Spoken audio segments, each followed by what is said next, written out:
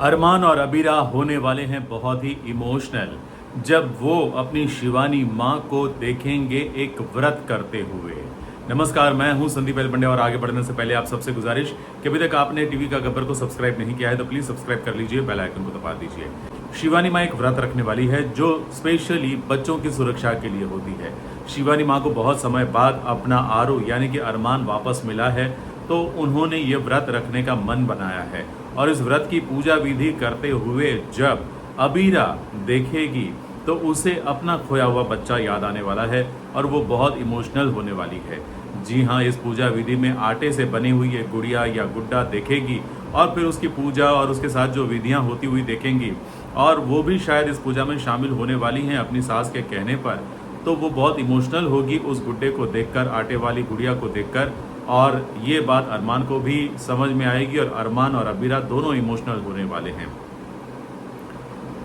और दोनों एक दूसरे का सहारा भी बनने वाले हैं। लेकिन कोई और भी है जो इनका सहारा बन रहा है। आपने सीरियल के एपिसोड में, बीते एपिसोड में देखा ही होगा कि कैसे माधव भाई साहब आकर अरमान और अबीरा के लिए मैगी नूडल्स के पैकेट रख के जाते हैं और फिर दोनों ये बनाकर खाते भी हैं और वैसे ही वो छुप छुप के मदद कर रहे हैं। और ऐसा एक बार आपको फिर दिखेगा जब एनिवर्सरी का मौका होगा। अबीरा अरमान के लिए स्पेशल कुछ खाना बना रही होगी और तभी ससुर जी का यानी कि माधव भाई साहब का फोन आएगा और माधव भाई साहब हालचाल जानने के लिए फ़ोन करेंगे, लेकिन अबीरा पूरा सच तो नहीं बताएगी।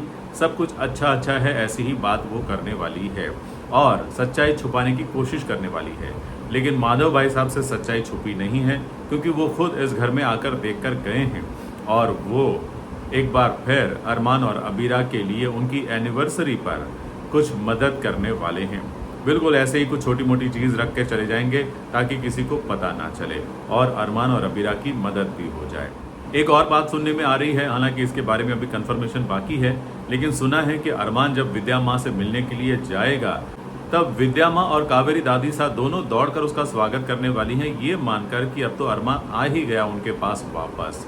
लेकिन फिर बातों के बाद ही पता चलेगा कि अरमान वापस आया है या फिर सिर्फ मिलने के लिए आया और मिलकर चला जाने वाला है, ये तो बाद में ही पता चलेगा। चारू, अबीर और कियारा की कहानी भी अब धीरे धीरे आगे बढ़ेगी। आज आपने देख लिया कि चारू का आमना सामना अबीर और कियारा से हो चुका है। अबीर गुस्से में है, चारू भी गुस्से में है और दोनों की वजह अलग अलग है। हालांकि दोनों एक दूसरे से प्यार तो करते हैं लेकिन एक दूसरे के लिए फरियादी है और कियारा बेचारी अपने प्यार को पाने की जद्दोजहद करती हुई नजर आ रही है और उसने कहा है कि मुझे मेरे प्यार पर भरोसा है और बहुत जल्द हमारे बीच सब कुछ ठीक हो जाएगा, ऐसा उसने अबीर को कहा है।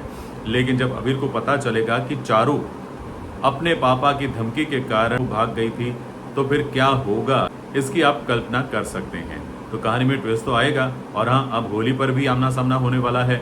होली पर भी दोनों एक दूसरे के आमने सामने आएंगे तो जरूर वहां भी कुछ ऐसी बातें होंगी जिसके कारण इनकी कहानी आगे बढ़ेगी। लेकिन इस पूरे प्रकरण में कियारा के लिए लोगों को बहुत बुरा लगने वाला है। जी हाँ, उसकी कोई गलती नहीं है लेकिन फिर भी उसको सजा मिल रही है। थैंक यू वेरी मच ये वीडियो देखने के लिए। अच्छा लगा तो लाइक कीजिए, शेयर कीजिए और हाँ, सब्सक्राइब करना मत भूलिए।